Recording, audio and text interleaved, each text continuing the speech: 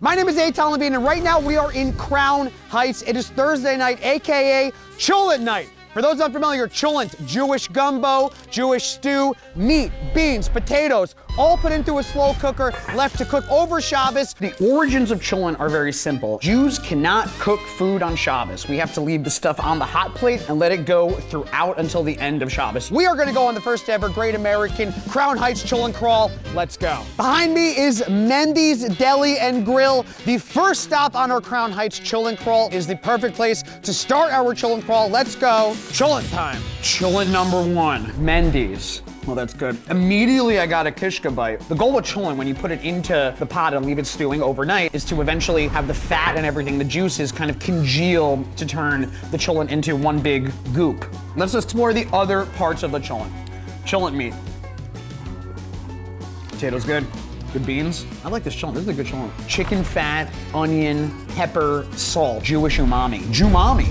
Those very base, schmaltzy flavors. I will give every Cholent a Jewmami rating, okay? So on a scale of 1 to 5 in the Jewmami scale, this is about a 4. Consistency is pretty good. Good kishka. I will say my one critique here is that I like the kishka slice more than the kishka that's been mushed in. But Mendy's, Gewaltige Cholent. Cholent number 2, Mermelstein's in Crown Heights. This place has been around since the 1950s. It's an absolute staple here. Let's go inside and check it out. Weiter, let's go. Let's try Cholent first and then we'll go into the kishka. There's more of a spice component to it than the other places. Now the kishka. By the way, this is how you serve the kishka. You don't mush it in there like Mendy's did. You serve it in the disc.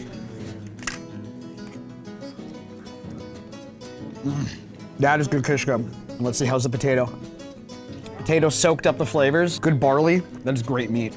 Mermelstein's, way spicier than the Mendy's Cholent. You can tell that there is a cayenne pepper kick in here. The umami is definitely there. I'll give it 3.5 on the Jewmami. Because there is a cayenne pepper spice there, it does overpower the schmaltz base, but it was great, big fan. Black market kishka, $35? Yeah. Everyone is not there in America. You cannot find everyone. We have to start bribing the Justice Department. Cholent number 3, Joseph's Dream Burger, a couple of doors down from Mermelstein's. We are now at a more modern place. Obviously, the Crown Heights culinary scene has modernized completely over the past couple of years, but is the Cholent modernized? Let's find out.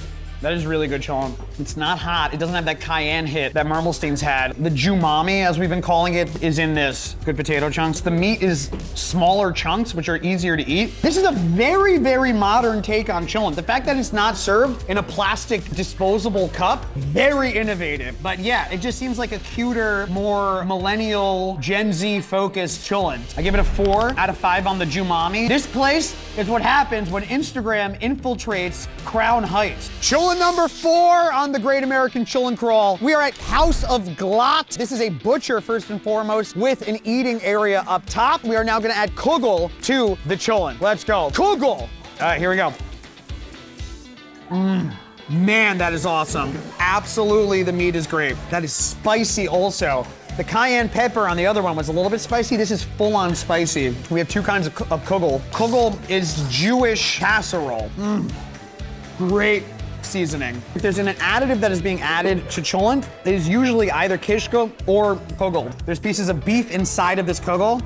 Man, that is awesome. I mean, this is hands down the best Cholent that we had tonight. House of Glatt, I loved this Cholent. I will say it was a spicy barley Cholent. They leaned into the Jewmami more than every other place leaned into the Jewmami. I will give this a 7 on the Jewmami scale. It's like Chernobyl, but with flavor. Yeah, I would say great, great, great Cholent. I've had a lot of Cholent today. I'm ready to not have Cholent for a little bit. Been offered very exclusive access to go look at the giant pot of Cholent in 770, the Chabad headquarters. Very exciting. They don't let people see the giant pot. What is your kind of take on Cholent? With Cholent, you have lots of ingredients, and they're all just sitting in one pot. But if you don't have any warmth, you don't have any of that passion, then they don't come together, they all just fall apart. The same thing is with our relationship with God, with Judaism. If there's no warmth, it's just a mess. It's just beans and water. Just beans and water, exactly. Just disgusting beans and water. That warmth, that passion, that will make everything come together. This marks the end of the Great American Crown Heights Cholent Crawl.